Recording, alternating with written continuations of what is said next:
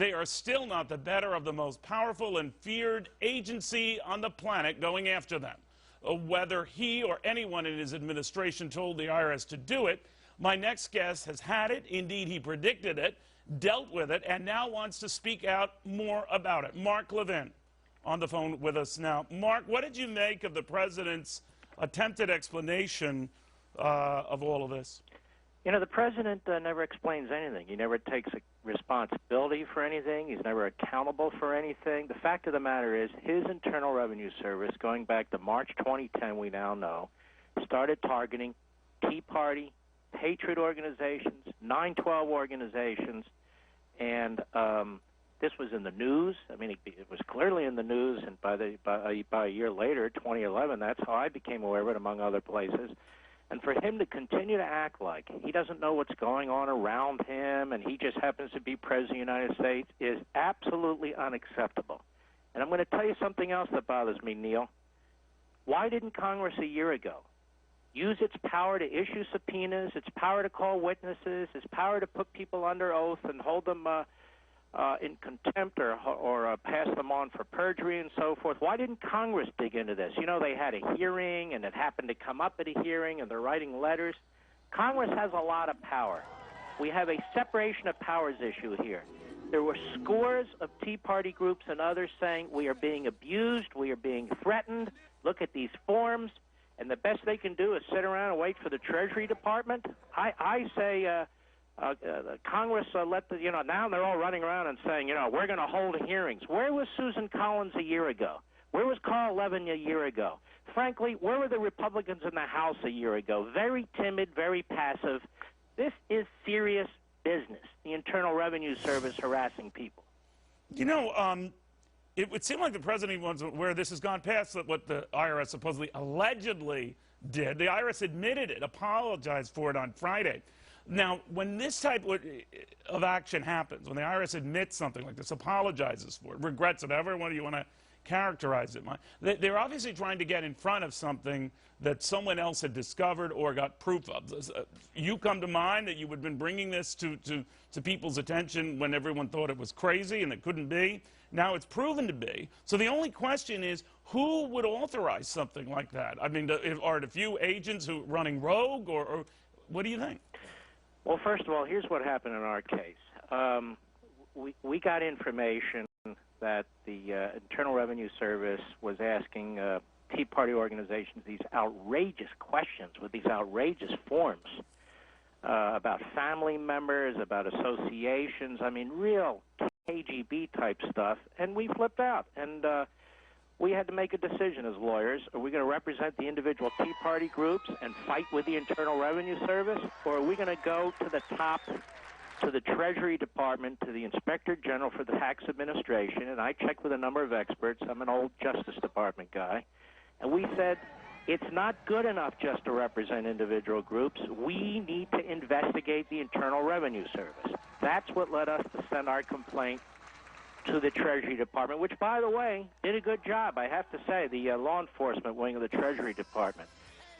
Certainly it's not a couple of Treasury agents in Cincinnati who came up with this. This affected several states, scores of organizations, and we now know, because they're leaking like a sieve on the hill to cover their own trail up there, that this went all the way up to senior officials within the IRS, and they're in full cover-up mode right now at the IRS.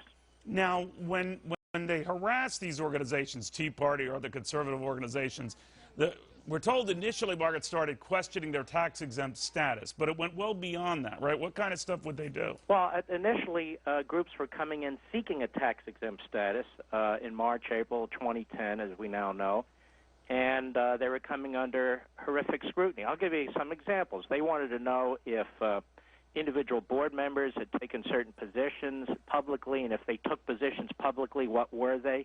That's an outrageous violation of the First Amendment. Nobody ever asks Media Matters or any of those left-wing groups these kinds of questions. They wanted to know their vendor list, how much money they paid their vendors, what they purchased from their vendors. This has nothing to do with whether an organization gets a tax-exempt status. They wanted to know about their associations, if anybody was thinking of running for public office, if board members had run for public office. It was a clear effort to intimidate and to prevent these organizations from getting the tax-exempt status they have a right to under the Internal Revenue Code. And we should keep in mind that anytime any individual gets an envelope from the Internal Revenue Service or, God forbid, a phone call, it is intimidating. It has the desired effect in and of itself, right? Well, and the thing is, yes, and the thing is, people were speaking out, and groups were speaking out. The President of the United States, doesn't he read a newspaper? Doesn't he hear reports? Congress, did they hold a hearing on this? No, a question came up at a hearing, and they questioned the Internal Revenue Commissioner. So, for all that's being said today, how outrageous this is, it was outrageous a year ago, too. Yeah. Mark, though, it would almost seem too blatant, if not too stupid, to have it inside of the administration actually barking orders to higher-ups at the IRS, do this, follow this group, look into the legality, tax-wise or otherwise, about this group and its status and filing status. But dumber things have happened in the past. I mean, do you suspect, just as a lawyer and a pretty damn good one, that this went beyond just some rogue IRS agents? Do I think it went beyond a couple of revenue agents in Cincinnati? You bet I do. How high it goes, I have no idea. Whether Congress is capable of getting to the bottom of it, I have no idea. But I mean, to react to that pressure, if someone is telling a higher up, why don't you look into these groups? I don't know how the IRS works, but that alone would raise flags among anyone working at the IRS. We are targeting apparently a political group and/or groups right now, and that doesn't fly. That doesn't seem to make sense to me. I'm talking about from the perspective of an IRS agent or a district head, looking into something, that the order itself, if there are following orders, it doesn't sound right. Are you saying there aren't stupid people in government? There's stupid people all over the place who I do forgot stupid that. things. That was a very stupid point I made there. No, it wasn't. But the point is, I don't think we should make a decision and say, I can't believe people are capable of this, or I can't believe that this would be. They need to investigate this, and the way you investigate this is use the full powers that Congress has in its oversight powers to issue subpoenas, to get documents, to interview people, depose them, to bring people in and make them testify under oath, and to do it publicly, because the government belongs to us, and that includes the Internal Revenue Service. I'll tell you something else. The president should have apologized to these Tea Party and conservative groups. Members of Congress who've been thumbing their nose at them should do the same. And again, I know this is unpopular. The Republican Party, that has nothing but contempt for the conservative movement and these Tea Party organizations now coming to their rescue, they owe us an apology too. Because in the House of Representatives, I want to say it for a third time, what they did was impotent.